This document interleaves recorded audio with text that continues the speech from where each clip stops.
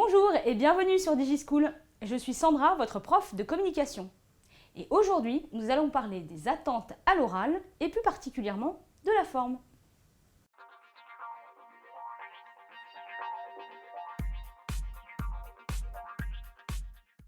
La forme, elle est importante pour plusieurs raisons. Déjà, elle permet de captiver l'auditoire. Et ça, c'est très important. Alors, pour captiver l'auditoire, on a le fond, bien entendu. Le fond est important, mais il n'est pas suffisant. Si vous avez un excellent fond, mais que vous le développez de manière extrêmement soporifique à l'oral, il est possible que beaucoup de personnes ne vous écoutent pas, à part les personnes très curieuses ou vraiment spécialisées ou très intéressées par votre sujet. C'est la raison pour laquelle on va devoir mobiliser ce qu'on a l'habitude d'appeler à l'oral le charisme. Alors, on y reviendra, mais ce charisme qui semble naturel, comme un don un peu offert à certains, il peut se développer chez la plupart d'entre nous, voire chez tout le monde. Donc, il faut parier qu'il y a une progression possible de ce point de vue-là.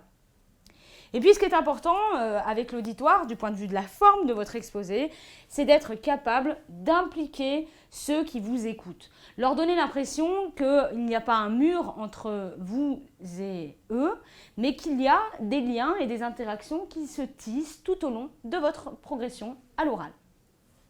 C'est ce que je vous disais par rapport au charisme. On a l'impression que c'est quelque chose qui nous tombe un peu entre les mains parce qu'on est bien né ou qu'on a une espèce de chose magique là, qui nous habite.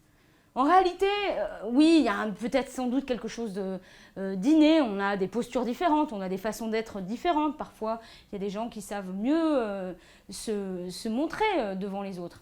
Mais c'est souvent quelque chose d'acquis par la structuration de notre éducation ou par les habitudes que l'on a autour de nous, les façons de parler, etc. Donc il faut faire le pari que ça, vous pouvez le développer.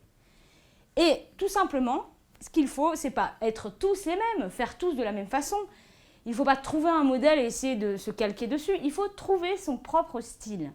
La manière dans laquelle on se sent la plus à l'aise et où on risque d'être le plus écouté.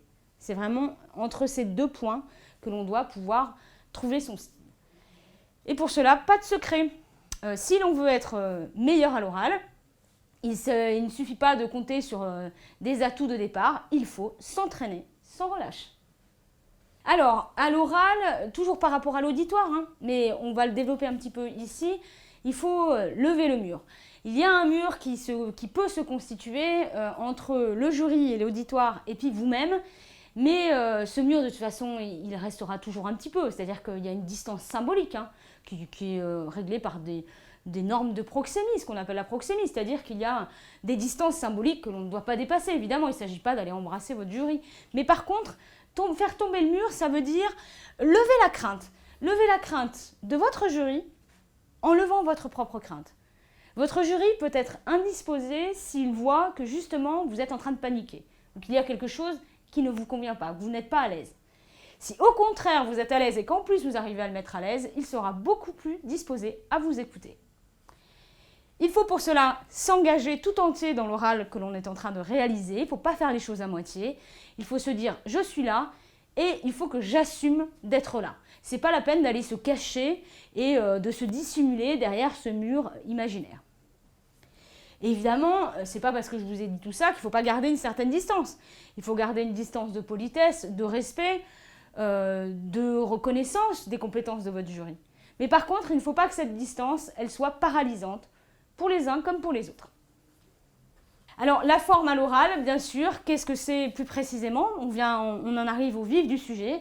Eh bien, c'est le non-verbal, c'est tout ce qui ne participe pas des mots. Alors évidemment, les mots, on les met en forme, on l'a déjà vu. Le contenu, il est mis en forme. Mais là, on est vraiment en train de parler de la forme physique telle que votre corps s'exprime devant un jury. Et là, ce n'est pas les mots qui vont jouer. C'est tout ce qui va accompagner les mots que vous utilisez. Alors, ce non-verbal, il va devoir se traduire et s'exprimer de différentes façons. Alors, c'est les gestes, la voix, etc. Mais vous devez savoir donner vie à votre oral, c'est-à-dire faire accompagner vos propos de gestes, avoir des modulations dans votre voix. Bref, il faut qu'on ait l'impression qu'il y ait quelque chose qui se passe, qu'il y ait de l'énergie. Qu'on ne soit pas dans quelque chose de tout mou et blablabla, où on s'ennuie. C'est vraiment important de donner vie. Alors pour cela, il va falloir effectuer des gestes et déplacements, comme nous venons de le dire, il va falloir moduler la voix, mais il va falloir aussi savoir respirer et utiliser des silences. Il n'y a pas de bonne orale sans silence et sans respiration. Si vous ne respirez pas, vous allez vous emballer et vous allez être à bout de souffle, comme on dit. Et si on est à bout de souffle, on ne peut plus parler correctement et en plus on inspire quelque chose de gêné, de craintif. Donc il va falloir gérer sa respiration et son souffle. Alors je reviens aussi sur l'idée de mettre en confiance, pour un petit peu préciser l'idée. Mettre en confiance, c'est justement ne pas se dérober par rapport à cet exercice qui nous est proposé, ne pas s'empêcher de le faire ou ne pas le faire à toute vitesse pour pouvoir partir le plus rapidement possible, mais être dedans, se laisser complètement prendre par votre exposé oral et puis prendre le temps de le faire. Ça, c'est très important.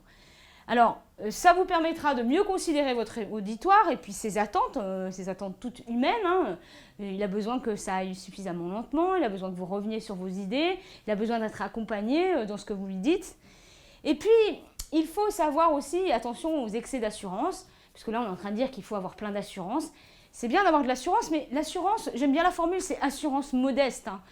Une assurance, c'est-à-dire être dans votre propos, l'incarner, mais par contre, garder la modestie, c'est-à-dire savoir que c'est quand même votre jury qui est en mesure de vous évaluer et qui possède les critères de l'évaluation. Donc ne soyez pas dans la confrontation, bien entendu. Enfin, et pour synthétiser, il faut assumer sa posture. Il faut assumer d'être là, son corps tout entier, pris dans une situation d'oral, devant des personnes. Ça, c'est peut-être le plus difficile pour certains. Il faut accepter d'occuper l'espace sonore et l'espace physique. Enfin, l'espace sonore fait partie de l'espace physique, mais plus précisément aussi l'espace sonore. C'est-à-dire accepter qu'il n'y ait que notre voix qui soit présente et qu'il n'y ait que notre corps qui s'agite. Et ça, c'est pas toujours facile. Et puis allez, soyons fous, essayons aussi dans ce type d'exercice de prendre du plaisir parce que l'on peut, lorsque l'exercice est réussi, tirer beaucoup de satisfaction de ce type de travail. Merci, j'espère que cette vidéo vous aura plu. N'hésitez pas à vous abonner à notre chaîne et à laisser des commentaires si vous le souhaitez. Et à bientôt sur DigiSchool.